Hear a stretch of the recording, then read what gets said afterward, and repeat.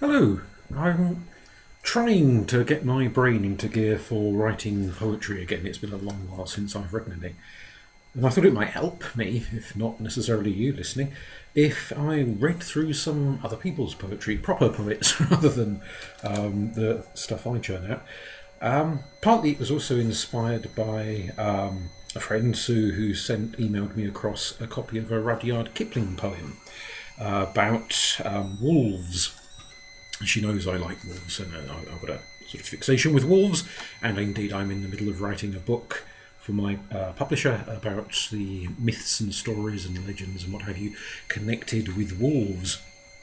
So I thought I'd open with the Kipling poem and then read you another 3 poems after that, each by a different poet. So this first one, the Rudyard Kipling one, is called The Only Son. She dropped the bar, she shot the bolt, she fed the fire anew. For she heard a whimper under the sill, and a great grey paw came through. The fresh flame comforted the hut, and shone on the roof beam, and the only son lay down again, and dreamed that he dreamed a dream. The last ash fell from the withered log, with the click of a falling spark, and the only son woke up again, and called across the dark, "Now was I born of womankind, and laid in a mother's breast, for I have dreamed of a shaggy hide whereon I went to rest. And was I born of womankind, and laid on a father's arm, for I have dreamed of clashing teeth that guarded me from harm. And was I born an only son, and did I play alone? For I have dreamed of comrades twain that bit me to the bone. And did I break the barley cake and steep it in the tire? For I have dreamed of a youngling kid new riven from the byre. For I have dreamed of a midnight sky and a midnight call to blood, and red-mouthed shadows racing by that thrust me from my food. 'Tis an hour yet, and an hour yet to the rising of the moon, but I can see the black roof tree as plain as it were noon. 'Tis a league and a league to the leaner falls where the trooping blackbuck go, but I can hear the little fawn that bleats behind the doe. 'Tis a league and a league to the leaner falls where the crop and the upland meet, but I can smell the wet dawn wind that wakes the sprouting wheat. Unbar the door, I may not bide, but I must out and see if those are wolves that wait outside, or my own kin to me. She loosed the bar, she slid the bolt, she opened the door anon, and a grey bitch wolf came out of the dark and fawned on the only son. Oh! That's what happens when you give birth to werewolves. Now this is a poem, a poem by Stevie Smith. She's entitled it Mrs. Simpkins. It's shall we say, a salutary tale about differing visions of the afterlife. I know a few people with very different visions of the afterlife, so some of them, naming no names, might enjoy. Mrs. Simpkins. Mrs. Simpkins never had very much to do, so it occurred to her one day that the Trinity wasn't true, or at least but a garbled version of the truth, and that things had moved very far since the days of her youth. So she became a spiritualist, and at her very first party, just to give her a feeling of confidence, the spirit spoke up hearty. "Since I crossed over, dear friends," it said, "I am no different to what I was before. Death's not a separation, alteration, or parting. It's just a one-handled door. We spirits can come back to you if your seance is orthodox, but you can't come over to us till your body's in a box. And this is the great thought I want to leave with you today. You've heard it before, but in case you forgot, death isn't a passing away.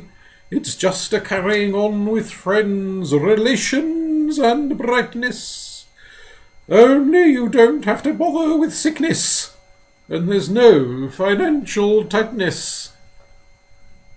Mrs. Simpkins went home and told her husband he was a weak-pated fellow, and when he heard the news he turned a daffodil shade of yellow.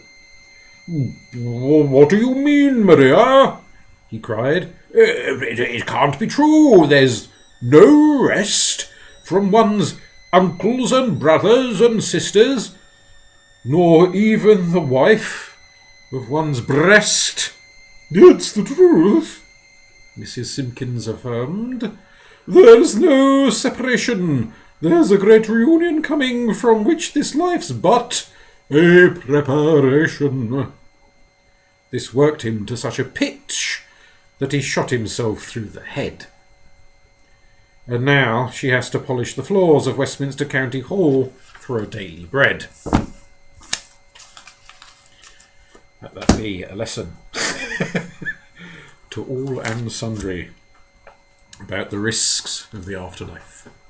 Now this is one of Oscar Wilde's numerous poems, and is as erudite as all of his poetry tends to be.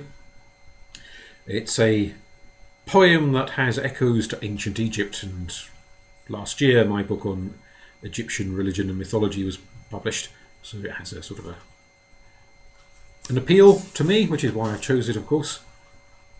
The poem is called Athanasia, and is also a bit of a moral warning. Athanasia.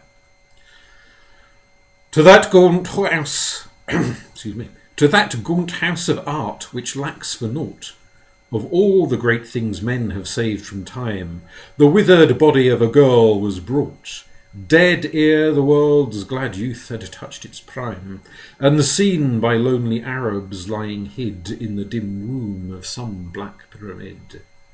But when they unloosened the linen band which swathed the Egyptian's body, lo, was found closed in the wasted hollow of her hand a little seed, which, sown in English ground, did wondrous snow of starry blossoms bear, and spread rich odours through our springtide air. With such strange arts this flower did allure, that all forgotten was the asphodel, and the brown bee, the lily's paramour, forsook the cup where he was wont to dwell, for not a thing of earth it seemed to be, but stolen from some heavenly Arcady. In vain the sad Narcissus, wan and white, at its own beauty hung across the stream. The purple dragonfly had no delight with its gold dust to make his wings a gleam. Ah, no delight the jasmine bloom to kiss, or brush the rain pearls from the Eucharis. For love of it, the passionate nightingale forgot the hills of Thrace. The cruel king and the pale dove no longer cared to sail through the wet woods at time of blossoming, but round this flower of Egypt sought to float, with silvered wing and amethystine throat. While the sun hot blazed in his tower of blue, a cooling wind crept from the land of snows, and the warm south with tender tears of dew drenched its white leaves, when Hesperus uprose amid those sea-green meadows of the sky, on which the scarlet bars of sunset lie. But when o'er wastes of lily-haunted fields the tired birds had stayed their amorous tune, and broad and glittering like an argent shield, high in the sapphire heavens hung the moon, did no strange dream or evil memory make each tremulous petal of its blossoms shake? Ah, no. To this bright flower 1,000 years seemed but the lingering of a summer's day.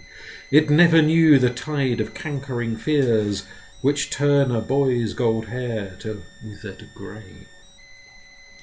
The dread desire of death it never knew, or how all folk that they were born must rue. For we to death with pipe and dancing go, nor would we pass the ivory gate again, as some sad river wearied of its flow, through the dull plains, the haunts of common men, leaps lover-like into the terrible sea, and counts it again to die so gloriously.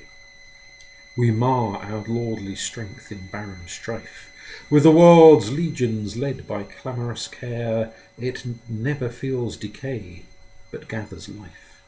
From the pure sunlight and the supreme air, we live beneath time's wasting sovereignty. It is the child of all eternity. It conjures up images for a potential short story there about some long-lost seed re-sprouting and who knows what might grow. Triffids and crinoids. Last poem. This is by Hilary Llewellyn-Williams, who's a Welsh poet, and the poet is called Ursa, which of course is Latin for bear, she-bear, female bear. So Ursa. Sleep makes you hungry. I could eat stones, leaves, beetles, birch bark. These are my woods. I recognise the tangle and muddy hollows. Quick rustle, the sun threading down like this. I tread in warm slabs of sun. I flounder to my knees in snow clumps. Blue in the shade, winter shrinks back. My heart's dull step has kicked into a run. My slack lungs swell, unfurl like rubber wings. I'm awake now. Look at me. I am bigger than before. My body shakes with each stride. I lower my head to the torrent, swallow green thaw, let it cool my fire. I eat. Blood in my mouth, sweet salmon flesh. Still I need more than this. Through the dark time I huddled in a hole, with my arms over my face, my blood slurred thick in my veins, my tongue stuffed like a gag in my throat. Sometimes my soul would claw its way out and climb the great spruce, arm over arm towards the arc light of the moon, and all the forest hushed in frost, or else on days of storm it blundered from tree to tree, torn by the gale into rags, flew about roaring blizzard, the din of branches like hunters closing in. But I'm alive again. I am solid, wrapped round in sleek black hide. My claws and teeth gleam. You saw me shuffle up from the trout stream, turning stones over, questioning the ground. I ignored you. My mind is on something better. My mind is on treasure.